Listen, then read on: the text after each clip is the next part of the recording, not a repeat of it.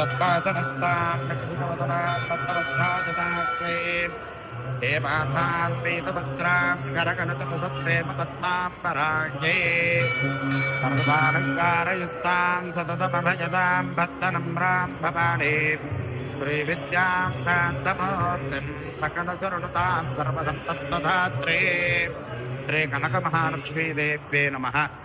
శ్రీకనకమహాలక్ష్మి అమ్మవారి యొక్క ఆలయం విశాఖపట్నంలో గురుజుపేటలో ఉన్నది.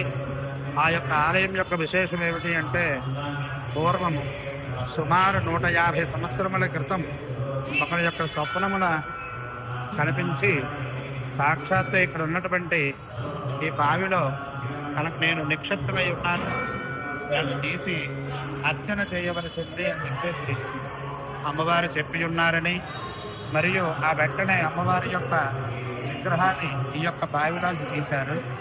అమ్మవారు ఉత్పన్నం అవ్వటమే ఆ బావిలోంచి తీసినప్పుడే ఒంటి చేతులతో శాంతి స్వరూపిణిగా ఒక చేతితోటి కమల పుష్పం యొక్క ఇది ధరించి ఉన్నది. అలాగే తీసి ఆ యొక్క అమ్మవారిని అక్కడ పెట్టి అప్పటి నుంచి కూడా ఆరాధన చేస్తున్నారు. ఈ యొక్క అమ్మవారి యొక్క విశేషం ఏంటంటే, పంచభూతాలు కూడా అమ్మవారిని ఎప్పుడూ సేవిస్తూ ఉంటాయి. అలాగే ఈ యొక్క అమ్మవారికి ఏంటంటే స్వయం పూజా క్షేత్రం. ఎవరైనా సరే అమ్మవారిని రావచ్చు.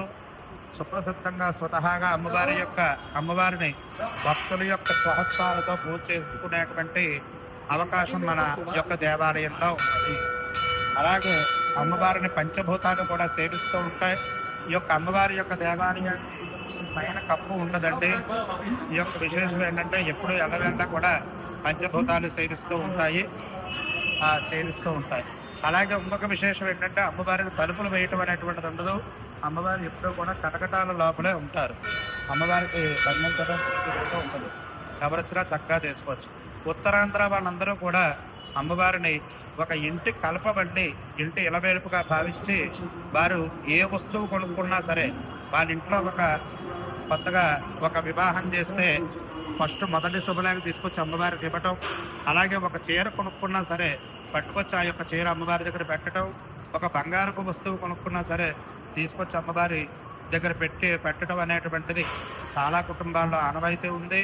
తండోపతండాలుగా కూడా వచ్చి అమ్మవారికి అలా సమర్పించుకుని అమ్మవారి దగ్గర ఆశీస్సులు పొంది వెళుతూ ఉంటారు. ఈ యొక్క అమ్మవారికి ప్రతినిత్యం కూడా త్రికాలాల్లో ఆరాధన జరుగుతుంది. ప్రతినిత్యం కూడా ప్రాతకాలంలో 5 గంటలకి పంచామృత అభిషేకం సేవ జరుగుతుంది. అలాగే మధ్యాహ్నం 11:30 కూడా పంచామృత అభిషేకం సేవ జరుగుతుంది. సాయంకాలం 6 గంటలకి విశేషమైన పంచామృత అభిషేకం సేవ జరుగుతుంది. అలాగే అమ్మవారి యొక్క విశేషం ఏంటంటే, ఎవరైనా సరే వచ్చి అమ్మవారిని తాకి వారి మనసులో ఉన్నటువంటి కోరిక కనుక చెప్పినట్లయినా ఆ యొక్క కోరిక ఖచ్చితంగా కూడా అమ్మవారు అలా తీరుస్తుందండి. అమ్మవారు అభిషేక ప్రియ. ఈ యొక్క అమ్మవారికి ఏంటంటే నిత్యం కూడా ఎప్పుడు అభిషేకం జరుగుతూ ఉండాలి. అలా పాలు, పెరుగు, తేనె, నెయ్యి, పంచదార, పంచామృతాలు, అలాగే కొబ్బరి నీళ్లు మొదలగు ద్రవ్యాలన్నీ కూడా ప్రతి నిత్యం కూడా అమ్మవారికి అభిషేకాలు ఎప్పుడూ జరుగుతూ ఉంటాయి. ఇది యొక్క అమ్మవారి యొక్క విశేషం. స్వస్తి ప్రజాభ్య పరిపాలయితాం న్యాయేన మార్గేణ మహీం మహీషాః గోబ్రాహ్మణేభ్యః శుభమస్తు నిత్యం. లోకాః సమస్తాః సుఖినో భవంతు. సర్వే జనాః సుఖినో భవంతు. సమస్త సన్మంగళాని భవంతు.